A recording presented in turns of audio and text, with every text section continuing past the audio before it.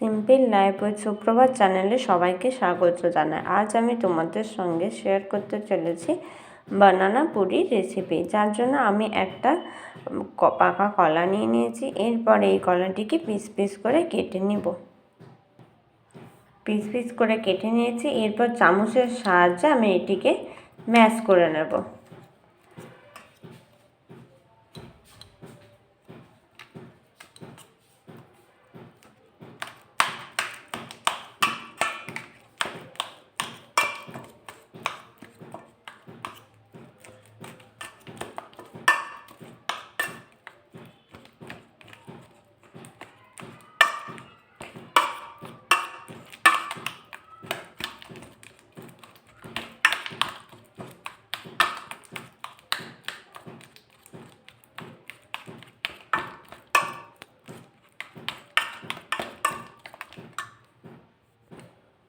আমি কলাটিকে ম্যাশ করে নিয়েছি। এর মধ্যে আমি এরপর 2 হাতা ময়দা দিয়ে দেব।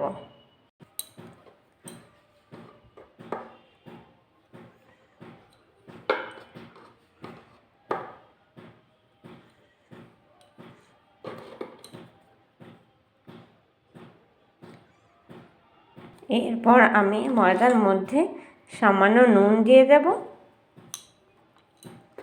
ও 2 চামচ ময়দার জন্য 1 হাতা আমি চিনি গুঁড়ো দিয়ে দেব, যেটাকে আমরা পাউডার সুগার বলি।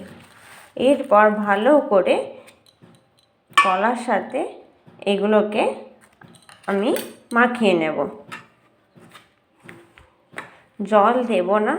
প্রথমে আমরা কলার সঙ্গে ময়দা ও চিনিকে ভালো করে মাখিয়ে নেব।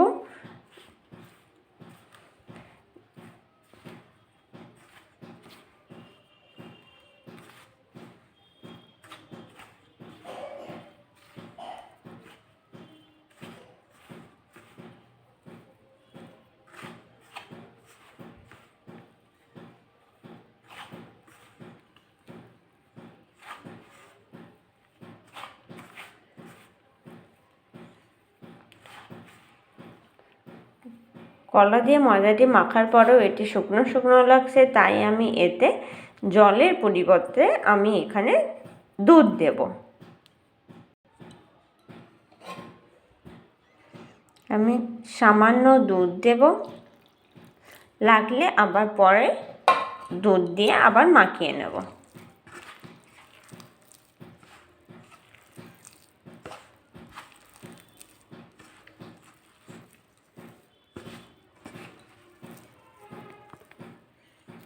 এইভাবে যেভাবে আটা মাখা হয় ওইভাবে আমরা এটিকে মেখে নেব। ময়দা মাখা হয়ে গেছে। এটা খুব নরমও মাখা চলবে না এবং খুব শক্ত মাখা চলবে না। মাখার সঙ্গে সঙ্গে লিচি কেটে এটিকে বেলে নিতে হবে। এইভাবে বড় বড় লিচি কেটে নেব।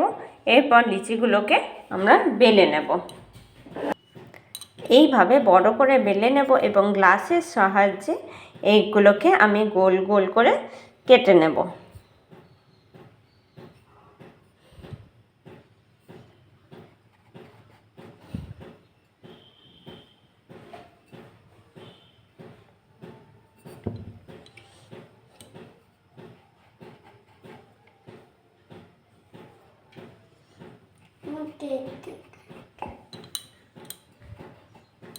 এইভাবে গ্লাসের সাহায্যে আমি এগুলোকে গোল গোল করে কেটে নিয়েছি।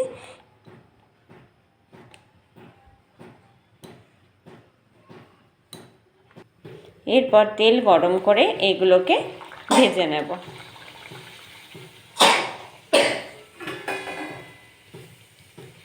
কি সুন্দর গোল গোল করে ফুলেছে।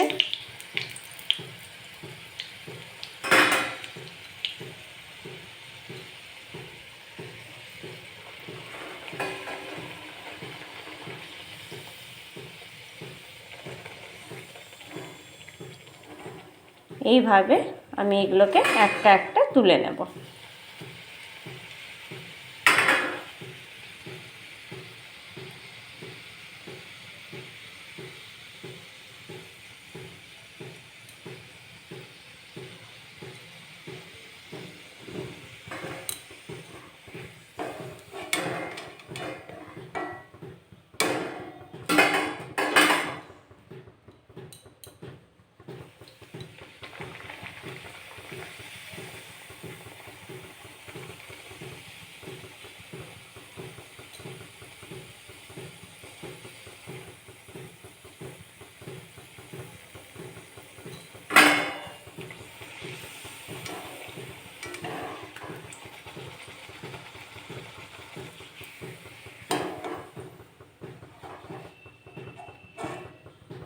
একই রকমভাবে বাকিগুলো ভেজেও তুলে নেব।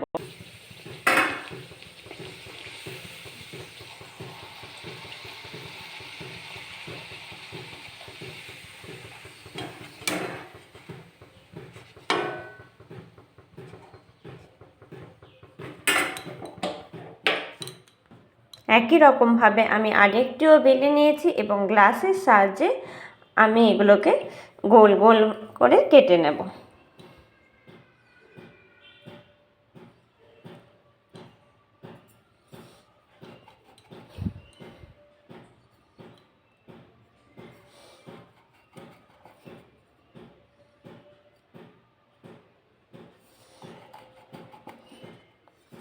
এইভাবে গ্লাসের সাহায্যে আমি এগুলোকে কেটে নিয়েছি। এইভাবে আমি কতগুলো বেলে কেটে রেখেছি, চলো এগুলোকে এবারে ভেজে নেব।